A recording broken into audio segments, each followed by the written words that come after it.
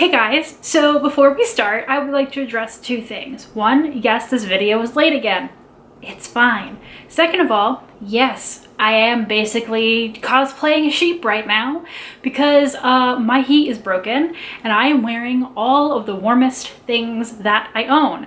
And because I rent, there's only so much I can do about that. So I recognize both of these things. This is not the cutest video attire, but we're gonna just plow through because this is a really, really cute book that I want to tell you about, and I did manage to get it read, so we're just gonna make the best of it. So for today, I am reviewing an ARC, so thank you to the publisher and Edelweiss for my free advanced review copy. The book is Code Word Romance by Carly Walker. Now, Carly Walker appears to have written some other things. I haven't read them, so this is my first encounter with Carly Walker's writing. If you did not guess from the title, Code Word Romance is a spy romance in which our female main character is not at all a spy, and our male main character is a member of the CIA. This is a single POV romance, and you guys may know how I feel about those, which is not great a lot of the time. It does make sense given that this is a more action-packed plot to have more of our female main character be the leader of the narration, but I'm getting ahead of myself. So our female main character, her name is Max, and she has had a hard time getting on her feet again after the pandemic. She dropped out of college to become a chef, and she was, for all intents and purposes, very successful at that. And about 2 years prior to the pandemic, she opened her own restaurant. But like many amazing places that we all loved, it did not succeed in making it through the pandemic, and she had to close it. And now she is making do with odd jobs, things that are really just like not at all, of course, at that level. And she owes a lot of people she loves a lot of money. Her parents, her best friend, they all gave her money to try to keep her business afloat, and she was unable to, and now she feels basically duty bound to pay them back, as well as the other loans that she took out as soon as possible. While she is working at this very silly wedding situation, I don't really remember anything about the wedding except for Gary the goose, who was the goose that had taken up residence at this bed and breakfast, and she had to shoo him away unless he like bit the bride again. This book is full of little details like that, which are absolutely lovely. But while she is working this catering job, she is approached by a woman in a trench coat. And she's like, "Hey, are you aware that you look just like the Prime Minister of Summerland?" Summerland is a vaguely Scandinavian country that has been invented for this book, and Max does indeed know that she looks just like this Prime Minister. It's actually pretty uncanny how closely they resemble each other. And this woman goes on to say that Sophia, the Prime Minister of Summerland, is currently fearing for her life after assassination attempts, and they need someone to play her body double. And would Max like to do it? And initially Max is like, "No thank you, I like living." Until the CIA says, "Hey, we'll give you $5 million, which will allow you to pay off all of your debts and then some." And because Max feels like she's let basically everyone in her life down, she says, "You know what? I will actually do it." Because what she's told originally is that even though there are these like threats on the Prime Minister's life, she's basically just gonna go to Italy for a week and sunbathe by the pool. And she's like, how hard can that be, really? However, when Max gets to Rome, she finds out there's a new wrinkle. Gail's not her handler. Her handler is Flynn, and Max and Flynn have a history. When they were both teens, Max and Flynn shared a beautiful summer together. It was the first time either of them were really in love when they were like 17, 18. This is about 10 years ago. And, but of course, after that summer ended and they went their separate ways, they had planned to keep their relationship going, except for around Thanksgiving, Flynn sent Max an email where he was like, "I'm sorry, I can't do this," essentially. And they hadn't talked since.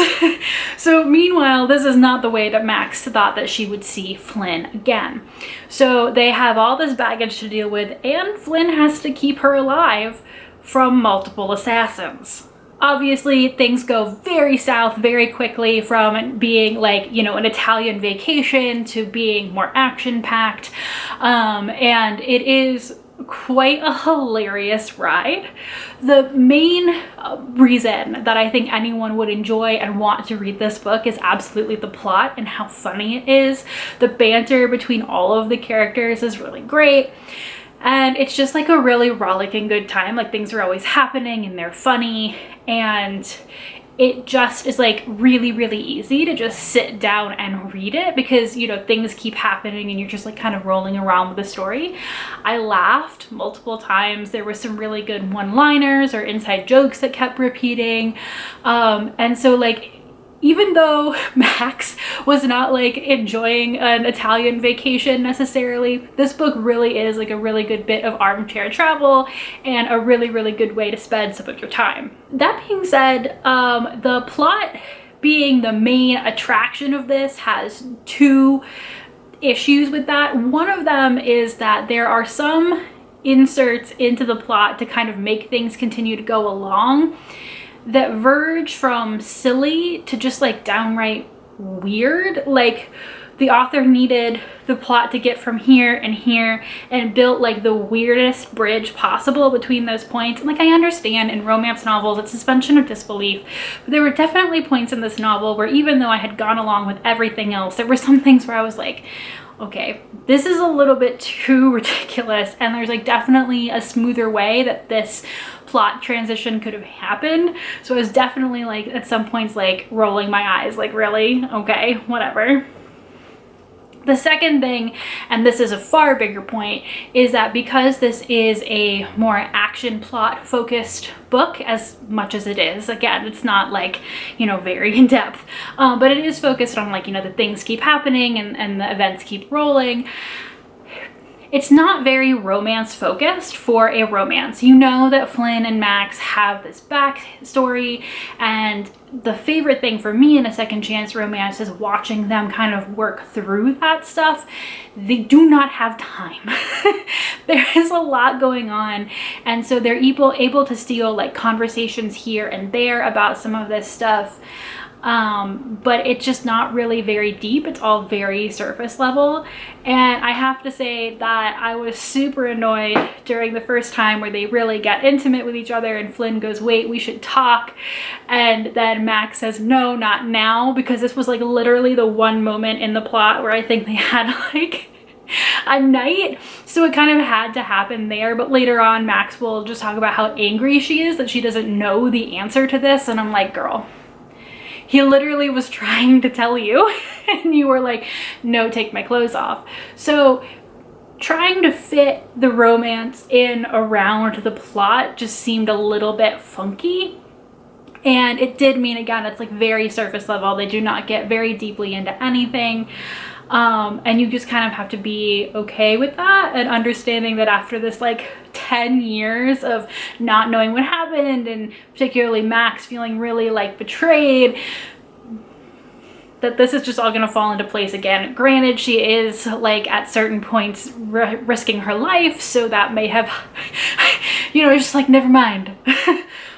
But as a reader, it definitely did feel like the romance and the plot were not always necessarily like meeting up and doing each other favors, and some things were getting like shoehorned in around it to make it keep going. That being said, if you want something light, airy, doesn't get too deep into anything, even though obviously like Max has this like emotional baggage from, you know, feeling like she let all these people down, again, all of this stuff is really pretty surface level, so there's nothing really dark or deep or introspective in this. You can open this book and have a rollicking good time, and then, you know, put it down and it won't have like tax your brain too much.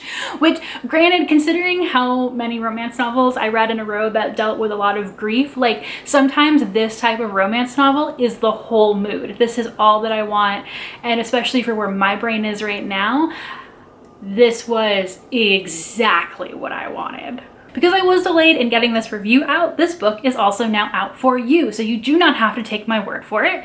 You can check out this book from your local library or get it from your local bookstore, however it is that you get your books.